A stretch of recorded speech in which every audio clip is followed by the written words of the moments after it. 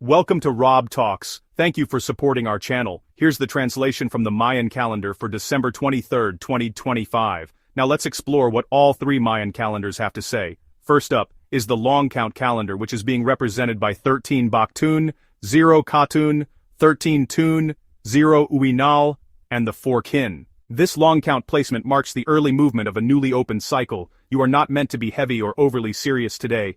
The 4 Kin reflects the first steps of a new weanal expression, curiosity, experimentation, and creative motion.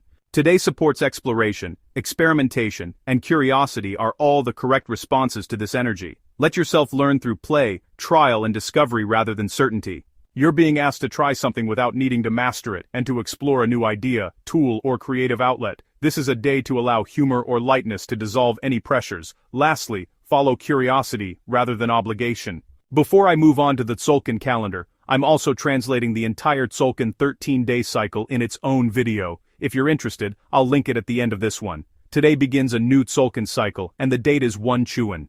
Chuwen is represented by the monkey. It's about the sacred trickster, divine creativity, art, humor, and the weaving of timelines. The number 1 is about initiation, seed energy, and the beginning of a new creative cycle. Collectively, 1 Chuwen opens a fresh creative trishena. This is the spark, the playful impulse that births new ideas and perspectives. Monkey energy reminds you that creation is not meant to be rigid, it is meant to be joyful, experimental, and alive. This is a day to begin something without knowing where it will go. You're being asked to shift your perspective on something that feels stuck, and engage your imagination before logic. This is a day to begin a creative project with no pressure and to laugh, play, or improvise. Now let's see what the Hob calendar has to say. Today's date is 19 Sip. Sip is about establishing authority through centered presence.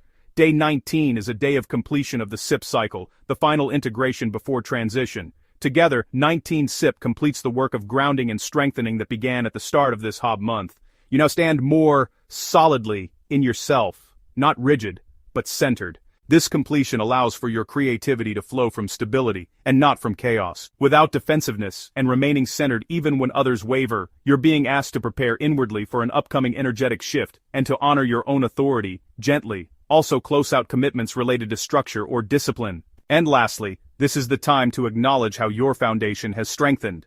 Now let's look at what the collective message is from all three calendars. Here's the meaning of each calendar summed up. The long count is about the early movements in a new cycle, asking you to let curiosity lead the way. The Tzolk'in is about a fresh creative spark which is born through play and imagination. This is a day where creation thrives, when stability meets play. You are allowed to enjoy this phase. Remember, not everything needs to be proven, perfected, or explained.